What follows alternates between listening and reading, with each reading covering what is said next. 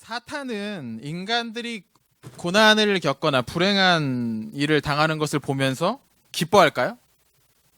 어떻게 생각하십니까? 사탄은 그런 걸 보면서 막 즐거워할까요? 이 질문 앞서서 이런 질문을 해야겠습니다. 사탄도 기쁨을 느낄 수 있을까요?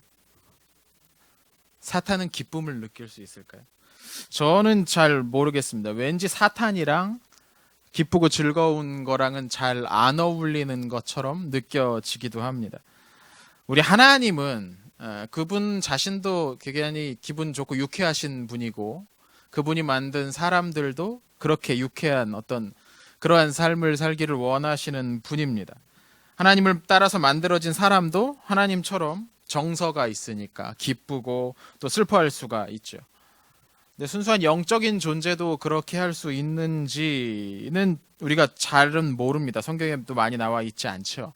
천사도 기뻐하거나 슬퍼할 수 있는지 뭐 그런 거에 대해서 우리가 잘 알 수가 없습니다. 다만 우리가 생각해 보건대 사탄은 순수하게 기뻐하지는 못하지 않을까라는 생각은 듭니다. 만약 사탄이 뭔가를 기뻐한다면 그의 마음을 즐겁게 만드는 무엇인가가 있다고 해야 될 텐데 사실 모든 즐거움은 하나님에게서 나오는 것이거든요. 하나님께서 모든 즐거움의 근원이십니다. 그럼 하나님에게서 나온 그것을 가지고 사탄도 기뻐할 수 있을까? 뭔가 조금 신학적으로 애매해집니다. 만약 사탄이 인간의 불행을 보면서 그 마음의 어떤 즐거움 비슷한 상태가 된다면 그건 그 자체가 그를 기쁘게 한다기보다는 아마도 그것이 자기의 목적을 이루는데 도움이 되기 때문일 겁니다. 무슨 말이냐면 사람이 고난을 당하고 불행한 일을 겪고 하면 사탄의 유일한 목적인 인간의 영혼을 망치는 그 일에 써먹을 수 있는 아주 좋은 기회다라고 여길 수 있다라는 것이죠.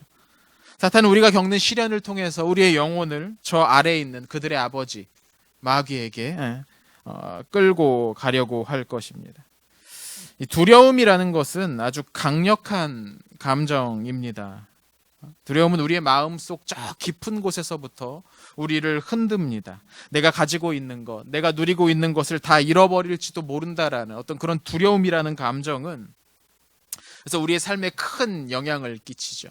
두려움은 우리로 하여금 익숙한 고향을 떠나서 하나님이 지시할 땅으로 가지 못하도록 만드는 한 가지 원인이 되기도 합니다.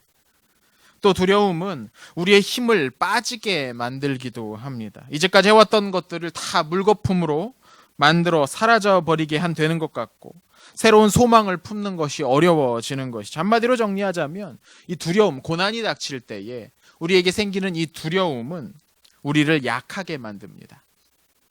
사탄이 이 기회를 놓칠 리는 없습니다. 고난을 겪을 때에 사탄이 우리 곁에 가까이 붙어서 온갖 유혹을 쏟아냅니다. 그리고 그때 그 유혹의 핵심이 무엇이냐면 이런 겁니다. 고난 그 자체에 집중하지 말고 그 대신 우리 머릿속에서 일어나는 아직 일어나지 않은 일에 대한 걱정과 두려움에 계속해서 사로잡히게 만든다는 것이죠. 우리가 어려운 일을 당할 때에 사탄이 우리를 공격하는 가장 주요한 전술이 바로 이겁니다.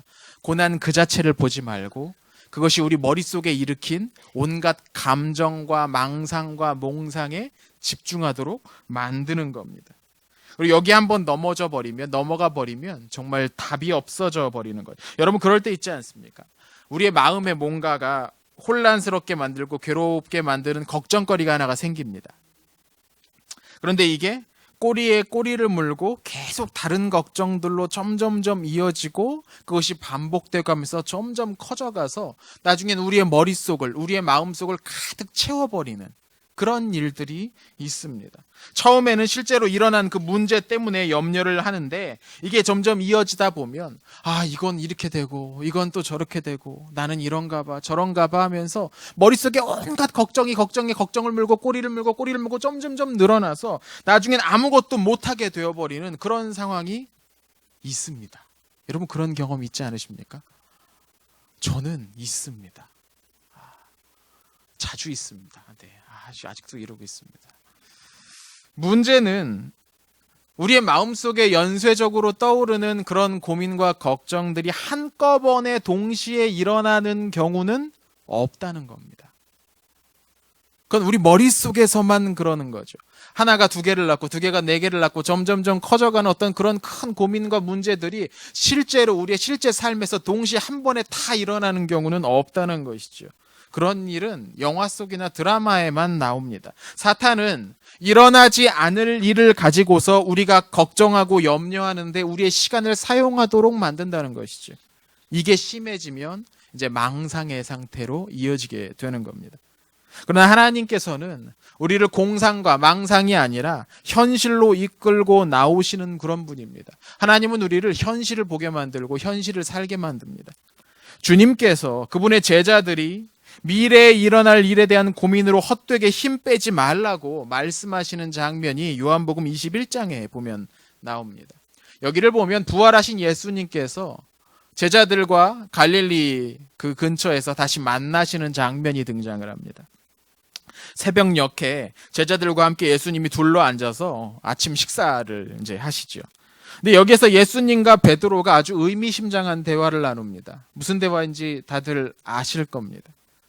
이때 예수님께서 베드로에게 질문을 하십니다. 베드로야, 네가 나를 사랑하느냐라고 질문하십니다.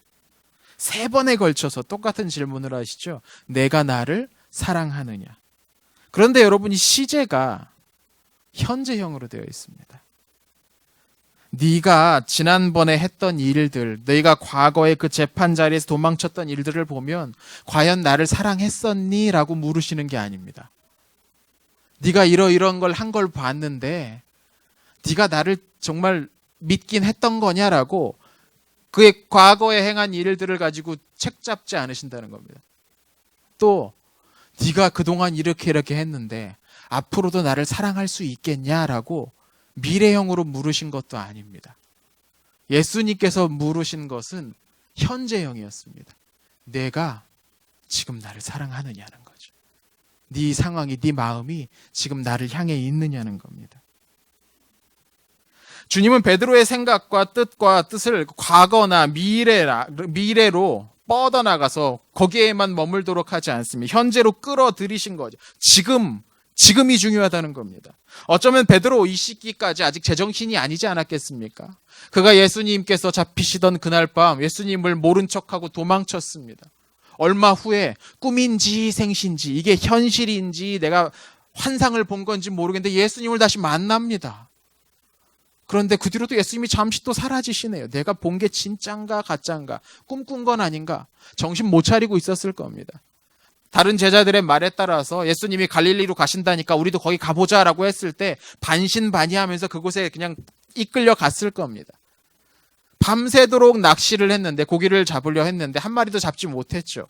머릿속에 온통 다른 것이 집중되고 있는데 고기 잡는데 제대로 열과 성을 다할 수 있겠습니까? 고기들도 바보가 아닌 이상 집중해서 잡아도 잡힐까 말까 하는 애들인데 딴 생각하면서 계속 머릿속에 다른 것이 떠오르는데 고기가 그날 밤 하나도 못 잡힌 것도 어쩌면 이해가 되는 그런 일일 겁니다.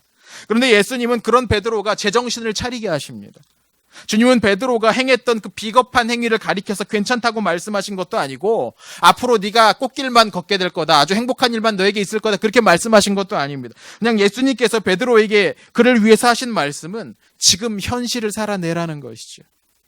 너의 머릿속을 사로잡고 있는 온갖 복잡한 염려와 불안과 두려움과 후회와 그런 것들을 다 내려놓고 지금 네가 나를 사랑하느냐? 그러면 나를 사랑하는 사람처럼 지금 살아라라는 거죠. 내 양을 먹이고 내 양을 치라. 고난에 대해서도 마찬가지입니다. 우리 주님께서 이 고난과 관련해서 우리에게 하신 말씀을 잘 종합해 보면 이게 딱 말이 맞아 떨어져 갑니다. 주님은 우리에게 뭐라고 말씀하시냐면 우리가 우리의 십자가를 져야 한다고 말씀하십니다. 그런데 또한 동시에 우리에게 아무것도 염려하지 말라고도 말씀하십니다. 십자가를 져야 하는 것과 아무것도 염려하지 않아야 하는 것. 주님은 그분을 따르는 사람들에게 고난이 있을 것이라고 말씀을 하셨지만 적대자들 앞에 섰을 때 두려워하지 말라고도 말씀하십니다. 왜냐하면 성령님께서 도우실 거니까. 이게 우리 주님께서 고난에 관해서 우리에게 하시는 말씀입니다. 고난은 반드시 우리에게 올 겁니다. 그러나 그것에 너무 두려워하지 말라는 겁니다. 이 세상 사는 누구도 20년치의 고난을 한 번에 겪을 수는 없습니다. 20년치의 고난은 20년 동안 천천히 겪게 될 겁니다. 일시불로 그 20년치 고난을 겪는 사람은 없습니다. 그런데 우리의 머릿속에서는 그게 가능한 것처럼 여겨집니다. 우리의 머릿속에서는 20년치 고난이 한 번에 닥쳐오는 것처럼 믿어집니다. 우리 안에 그렇게 생각된다는 것이죠. 사탄은 우리를 염려케 함으로써 우리의 마음을 그렇게 뒤흔듭니다. 그렇게 되도록 내버려 두어서는 안 된다는 겁니다. 주님께서 말씀하셨던 십자가는 우리가 두려워하는 아직 일어나지 않을 미래의 일이 아닙니다. 십자가를 지라는 말씀은 지금 오늘 내가 당하고 겪어내야 할 그 일을 가리키는 겁니다. 오늘치의 고난인 것이지요. 주님이 우리에게 지라고 하시는 고난은 20년치 몰아가지고 한 번에 한 방 크게 한 방 당하면 나중에 편 그런 식의 말씀이 아니라는 겁니다. 이건 마치 일어나지 않을 일을 가지고 고민하는 것은 헛개비를 막 몽둥이로 맞추려는 것과 마찬가지인 거죠. 20년치의 고난을 한 번에 겪어내려고 결단할 필요가 없다는 겁니다. 우리 주님은 전능하신 분이지만 불가능한 일을, 논리적으로 말이 안 되는 일을 되게 하시는 분은 아니거든요. 헛개비를 어떻게 몽둥이로 칠 수가 있겠습니까? 20년치 고난을 겪을 수 있는 담대함을 오늘 나에게 주시지는 않는다는 겁니다. 오늘 본문에서도 예수님께서 그렇게 말씀하시죠. 내일 일을 위하여 염려하지 말라. 내일 일은 내일이 염려할 것이요 한날의 괴로움은 그날로 족하니라. 이 짧은 말씀 안에 제가 지금까지 말씀드렸던 길게 설명했던 모든 내용이 다 들어 있습니다. 내일 일을 위하여 염려하지 말라. 내일 일은 내일이 염려할 것이요 한날의 괴로움은 그날로 족하니라. 지나친 염려는 우리의 영적인 체력을 갉아먹습니다. 지나친 염려는 싸우기도 전에 우리의 모든 준비 태세를 흐트러뜨려 버리고 실제로 싸워야 하는 상황에 힘을 다 빼서 영적인 싸움에서 승리하지 못하도록 만듭니다. 사탄이 이것을 모를 리가 없죠. 이런 차원에서 고난은 사탄의 손에 들어가면 아주 좋은 무기가 될 수 있습니다. 어려움에 빠져 있을 때 우리의 마음이 쉽게 약해지고 온갖 유혹에 쉽게 넘어갈 수 있는 상태가 되어버리죠. 그리고 이런 상태를 점점 악화시키는 것은 우리의 마음속에 생기는 염려와 불안입니다. 불안과 염려는 문제를 실제보다 더 크게 만들어버립니다. 다시 말하면 불안이나 염려는 문제의 결과라기보다는 문제의 원인이라는 겁니다. 염려와 불안은 우리 안에 문제를 일으킨다는 겁니다. 그리고 여러분, 우리 머릿속에서 생기는 염려보다는 실제로 겪는 고난이 대부분 작습니다. 여러분, 인생을 살아와 보시지 않았습니까? 그렇지 않습니까? 우리 머릿속에 생기는 그 고난과 염려가 실제 우리 눈앞에 우리의 삶에 다가올 때는 실제로는 걱정했던 것보다 작다는 겁니다. 우리가 실제로 또 고난을 겪고 있을 때 주님께서 가만히 계시겠습니까? 하나님께서 그의 자녀들이 어려운 상황을 지나갈 때에 내버려 두시겠습니까? 결코 그렇지 않지요. 주님은 우리의 삶을 끝까지 책임지시겠다고 말씀하지 않으셨습니까? 끝까지입니다. 제가 군대 갔을 때 일입니다. 여러분들 아시다시피 제가 군목으로 군 생활을 했습니다. 36개월 군 복무를 했고 11주 훈련까지 이제 다 받아서 38개월 정도 군 생활을 했네요. 군목이라고 부르는데 정식 명칭은 군종 장교입니다.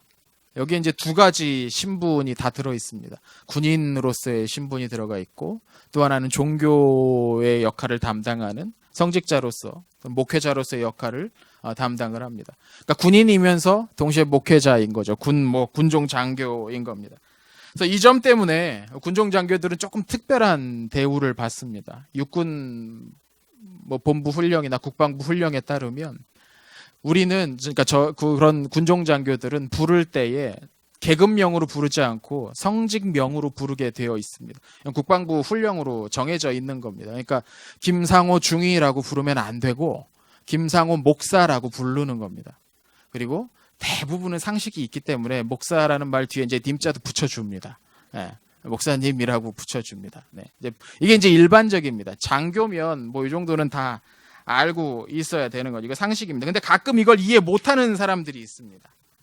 아예 이 개념 자체를 이해 못하는 간부도 있습니다. 저 그런 질문도 받아봤습니다.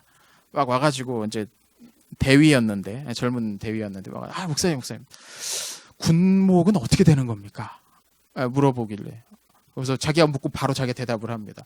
원래 그 장교들을 보면 병과가 이제 학교에서 교육을 받고 나면 결정이 됩니다. 뭐 보병이니 포병이니 정보장교니 인사장교니 작전장교니 이게 이제 다 정해져 나옵니다. 대부분 다 병과가 이제 정해져 나옵니다. 이제 그것처럼 학교 교육이 끝날 때쯤 이제 선택을 하는 겁니다. 성적순에 따라서. 근데 이 친구가 묻는 겁니다. 그럼 목사님들은 그 기독교인 중에서 거기서 이제 자기는 군종장교 하겠다고 고르는 겁니까? 이제 그렇게 질문을 하는 친구가 있었습니다. 얘는 이제 개념이 없으니까 이제 그렇게 질문을 하는 거죠. 예. 그렇지 않죠. 저희는 신학대학원까지 다 마치고 목사 안수를 받고 나서 군 입대를 하는 겁니다. 그러니까 과정 자체가 다릅니다. 이해를, 이 친구는 이제 아직 젊어서 어려서 이제 경험이 많지 않으니까 모른다고 하고서 넘어가면 그만입니다. 뭐 귀엽죠, 애교죠. 그런데 문제는 이제 이런 분이 아니라 이해를 안 하려고 하는 분들이 있습니다. 예. 저희가 하는 일에 대해서 이해를 안 하려고 하는 분들이 있습니다. 제가 임관을 해서 군 생활한 곳이 강원도 화천입니다. 화천 가보신 분 계시는지 모르겠습니다. 화천이 남북으로 굉장히 깁니다. 그중에서 제가 맡았던 부대는 휴전선을 담당하고 있는 그런 부대였습니다. 그러니까 북쪽 끄트머리입니다. 개성보다 위도가 높습니다. 이제 북쪽에 겨울 되면 되게 춥고 그런 곳입니다. 동서남북 어디를 봐도 산밖에 없는 그런 곳이죠. 여러분, 제가 이렇게 생겼어도 되게 도시적인 남자입니다. 그래서 저 도시를 되게 좋아하는데, 도시의 삶을 되게 좋아하는데, 어디를 봐도 이렇게 막 산밖에 없는 정말 시골 중에 시골, 네, 그런 데에 있는 겁니다. 되게 힘들었습니다. 영화 보러 가려면 차로 1시간을 달려서 춘천까지 나가야 이제 영화를 한 편 보고 다시 돌아올 수 있는 그런 곳에 있었죠. 근데 저를 굉장히 힘들게 한 건 그런 어떤 시골적인 분위기만이 아니고, 저희 부대의 지휘관이었습니다. 이제 제가 갔던 곳은 연대에 저는 군종장교로 배속이 됐기 때문에 제가 있던 부대의 최고 짱은 연대장입니다. 연대장이면 대령입니다. 계급이 대령입니다. 저는 중위로 이제 갔습니다. 중위랑 대령이랑 남자분들은 다 아시겠지만 중위 위에 대위 있고 대위 위에 소령이 있고 소령 위에 중령이 있고 중령 위에 대령이 있는 겁니다. 한참 군생활한 저보다 한 30년은 더 하신 그런 분이 이제 거기 와 있는 거죠. 근데 이분이 되게 유명한 분인 겁니다. 부하 장교들 괴롭히기로 진짜 유명한 분인 겁니다. 제가 부대를 딱 갔는데 심지어 저보다 한 2개월 먼저 오셨어요. 그 무슨 말이냐면 이분이 여기서 다른 데로 이임에 가실 때까지 저랑 계속 같이 있어야 된다는 거예요. 뭐 한 2개월 같이 이분하고 있다면 상관이 없는데 저보다 2개월 앞서 오신 거예요. 저랑 그냥 이분 가실 때까지 저는 계속 여기 있어야 돼. 그런 상황인 겁니다. 군대 가면 장교들은 매일 아침 회의를 합니다. 상황회의라고. 아침 이제 8시에 이제 회의를 시작을 합니다. 이분은 매일매일 2시간씩 회의를 합니다. 아침 8시부터 10시까지 좀 필 받으면 10시 반까지 뭐 이렇게 아침 내내 회의만 합니다. 그럼 앉아서 있으면 그것만 해도 이제 굉장히 지치는데 그뿐이 아니라 이분이 이제 이 말이 되게 험한 그런 분입니다. 가서 막 이제 과장급이 한 소령쯤 되는데 뭐 가서 20원짜리 하면서 이 바보 같은 놈, 멍청한 놈, 뭐 하는 놈, 너는 개념이 없는 장교야, 뭐야, 이제 그걸 날마다 그 얘기를 앉아서 이렇게 듣고 있으면 제 정신까지 미쳐버릴 것 같은 느낌이 듭니다. 이제 막 진짜 난 왜 여기로 왔을까? 예. 저희 같은 동기가 32명인가였는데 나는 왜 하필이면 여기로 왔을까? 예. 저기 아는 친구는 서울 바로 옆이라서 지하철 타면 집에도 갈 수 있다는데 나는 왜 화천 이런 데로 굉장히 고민이 막 되는 겁니다. 물론 이분이 다른 간부들처럼 저한테 대고 직접 욕까지 하지는 않으셨습니다. 이분 진짜 심하셔. 이거 녹화되죠. 네. 진짜 심하셔가지고 밑에 장교 간부 중에 그 소령이었는데 어느 날은 회의를 하다가 자꾸 저한테 그렇게 욕하지 마십시오라고 소령이 대령한테 대들을 정도, 그 정도로 스트레스를 받은 거면 날마다 그런 욕을 듣고 막 하니까는 스트레스가 쌓이다 못해가지고 한번 터져버린 거죠. 그래도 뒤끝은 없는 그런 분이시긴 했는데 다행이죠. 아무튼 그런 분하고 이제 날마다 제가 만나야 되니까 얼마나 마음이 쫙 가라앉았겠습니까? 저는 이렇게 생겼어도 도시적인 남자고 세련된 거 좋아하고 그런 거 좋아하는데 예의 있는 거 좋아하고 그러는데 이분을 어떻게 할 수도 없습니다. 제가 중위인데 가서 이분한테 뭐라고 얘기하겠습니까? 뭐 인정이나 하겠습니까? 다른 분들이 저한테 살살 얘기를 합니다. 목사님 조심하셔야 됩니다. 목사님 조심하셔야 됩니다. 목사님 교회를 이번에 노리고 있습니다. 막 인사과정 와서 얘기해, 작전과정 와서 얘기해주고 목사님 조심하셔야 된다고 막 이야기를 막 저한테 얘기해 주는 겁니다. 제 마음이 얼마나 무겁겠습니까? 열심히 뭔가 군성교를 그래도 한번 해보겠다고 거기 가가지고 뭔가 내가 이걸 해봐야지 저걸 해봐야지 그렇게 솔직히 큰 꿈은 아니었습니다. 이제 중간쯤 꿈을 꾸고서 이제 가서 했는데 뭘 아무것도 못할 것 같은 그런 상황에서 이분한테 날마다 그런 위협과 뭔가를 드려 저를 직접 공격을 못하니까 군종병을 데리고서 군종병 이 새끼는 일을 하는 거냐 마는 거 이게 직접 이제 얘기를 하는 겁니다. 막 그럼 군종병한테 그렇게 욕하면 이거 누구 들으라고 하는 겁니까? 이게 난 뒤에 앉아 있는데 군종병은 있지도 않는데 굉장히 괴로웠습니다. 난 진짜 이분하고 몇 년을 1년은 당연히 같이 있어야 돼. 1년 반을 같이 있어야 되는데 내가 이걸 견뎌낼 수 있을까? 내가 이런 상황도 어렵고 뭐 아무것도 진짜 이런데 그런 마음이 들었습니다. 우울감이 굉장히 심했습니다. 이때 아마 저 그 조사해봤으면 진짜 우울감 막 이렇게 차가지고 나는 뭘 해야 될까 하던 그런 상황이었어요. 그런데 그 모든 문제가 한 방에 해결되는 일이 있었습니다. 어느 날 1군 사령관님이 저희 부대를 방문하신 겁니다. 감히 저 안 오시죠? 1군 사령관이면 별 4개입니다. 포스터입니다. 우리나라에 8명밖에 없습니다. 우리나라 군대 중에 1군 사령관님이 제가 있는 부대를 방문을 하신 겁니다. 1군 사령관이 포스터면 이 연대장님도 가면 딱 앞에 서기만 해도 오 연대장 누구누구 막 이렇게 해야 되는 그런 분입니다. 네. 그런 분이 저희 부대를 딱 오신 겁니다. 근데 이분이 저희 GOP를 한번 지나가시면서 연대장이 이제 수행을 할 텐데 연대장님한테 그랬다는 거죠. 야, 목사님한테 잘해드려라. 그러고 가셨대요. 예. 1군 사령관님이 별 4개가. 네. 당장 그분 가시고 나서 연대장님 방으로 저를 불렀습니다. 올라갔습니다. 앞에 가니까 따뜻한 차가 놓여져 있고 아주 인자한 표정으로 목사님 요새 뭐 힘드신 거 있으세요? 라고 이제 저한테 묻는 겁니다. 와, 이게 무슨 일입니까? 제가 뭐 그분을 아는 거 아닙니다. 1군 사령관을 제가 뭐 어디서 보았겠습니까? 알고 보니까 나중에 이제 사연을 이제 들었습니다. 제가 이제 알고 지내던 목사님이 한 분 계십니다. 이분이 이제 군목 출신입니다. 오래전에 이제 군목을 하셨던 분입니다. 그런데 그분이 군목을 하실 때에 모셨던 지휘관이 이분인 겁니다. 1군 사령관이 된 겁니다. 그래서 제가 아는 이 목사님이 우연히 이제 제 이야기를 듣고 저랑 이야기를 하고 나서 그 뒤에 우연찮게 그 1군 사령관님하고 식사할 수 있는 자리가 만들어졌다네요. 정말 우연입니다. 식사를 하면서 이제 살짝 이야기를 하셨다는 것이죠. 그래서 이분이 오셔가지고 목사님한테 잘해드려라 라고 이야기를 하고 가셨다는 겁니다. 하나님께서 왜 웃으시죠? 하나님을 말씀했는데 하나님께서 27살짜리 정신 못 차리고 있는 군목을 살려주셨습니다. 네, 저 진짜 정말 날마다 하늘만 보면서 난 여기서 왜 왔을까 막 그러고 있었던 시기였습니다. 할렐루야. 네. 여러분, 염려는 실제보다 문제를 더 크게 여기게 만듭니다. 혼자 앉아서 길을 쓰고 염려한다고 해서 문제가 해결되는 건 전혀 없고 시간이 가면 갈수록 문제가 점점점 커지는 것처럼 느껴지게 만든다는 것이죠. 주님은 우리가 우리의 십자가를 지고 나갈 때 우리 곁에 오셔서 우리의 무거운 짐을 그분의 가벼운 짐으로 바꿔주십니다. 그러니 오늘 본문의 말씀처럼 내일 일은 내일 염려하도록 내버려 두십시오. 오늘이는 오늘 할 일을 감당하면 되는 것이죠.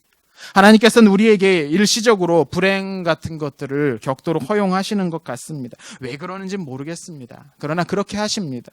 그 불행이라는 것이 우리의 육체의 약함일 수도 있습니다. 또 우리가 하려는 일이 자꾸 실패하거나 오랫동안 준비했던 아주 정성 들여 준비했는데 그것이 원하던 대로 이루어지지 않는 그런 모습일 수도 있습니다. 그런데 예수님께서는 우리에게 주어진 그 시련과 고난을 인내로 받아들이라고 말씀하십니다. 우리의 십자가를 지라고 하시는 거죠. 하나님의 뜻이 우리의 삶에 이루어지기를 구하면서 오늘을 살아가라는 겁니다. 하나님께서 주시는 일용할 양식을 받아서 먹으라는 거죠. 만약 우리가 이렇게 살아가기로 결단하고 우리 주님을 의지할 준비가 되어 있다면 고난은 사탄의 무기가 아니라 하나님의 무기가 될 수 있습니다. 전쟁과 같은 상황, 아주 극단적인 어려움은 우리를 분명 약하게 만듭니다.